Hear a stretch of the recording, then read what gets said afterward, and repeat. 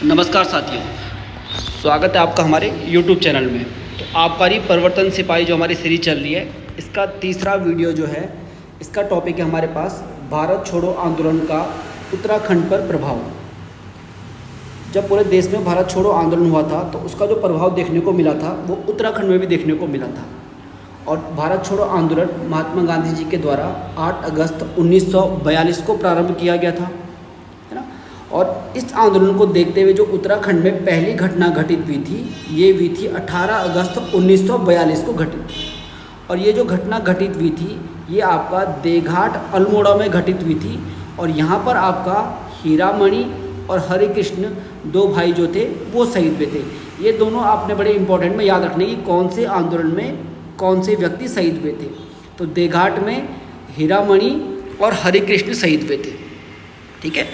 अगला जो यहाँ पर हमको देखने को मिलती है डेट, अगली डेट हमें देखने को मिलेगी 25 अगस्त 1942, 25 अगस्त 1942 को। इस क्रांति को हम बोलते हैं सालम क्रांति। सालम भी कहाँ पड़ता है? अल्मोड़ा में पड़ता है। यहाँ पर जो लोग शहीद हुए थे वो टीका सिंह और नरसिंह धानक, दो लोग यहाँ पर भी शहीद हुए थे सालम में, टीका सिंह और नरसिंह धानक।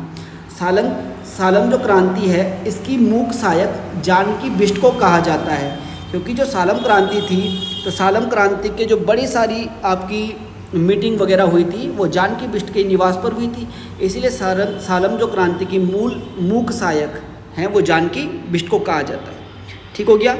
अगली जो सबसे महत्वपूर्ण दिन हमारे पास रहता है वो है 5 सितंबर 1942 को। 5 सितंबर 1942 को जो घटना हुई थी उसे बोलते हैं खुमाड़ की घटना, जो कहाँ पर हुई थी? सल्ट क्षेत्र में हुई थी, है ना। सल्ट क्षेत्र में हुई थी। यहाँ पर आपका गंगाराम और खीमादेव शहीद हुए थे, लेकिन जो चूड़ामणि और बहादुर सिंह थे इन पर भी गोली लगी थी और कुछ समय बाद इन दोनों की भी मृत्यु हो गई थी।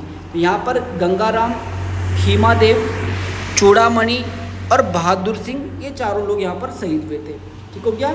और जो आपका सल्ट क्षेत्र है या सल्ट की घटना को ही महात्मा गांधी जी के द्वारा कुमाऊं का बारदोली कहा गया। सल्ट की घटना को ही गांधी जी ने कुमाऊं का बारदोली कहा।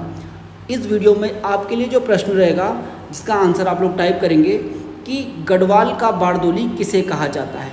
गढ़वाल का बारदोली किसे कहा जाता है। इस टॉपिक में इतना ही रहेगा। आपने इस टॉपिक को पूरा याद कर लेना है, यहाँ से प्रश्न आने की संभावना बहुत ज़्यादा है। धन्यवाद।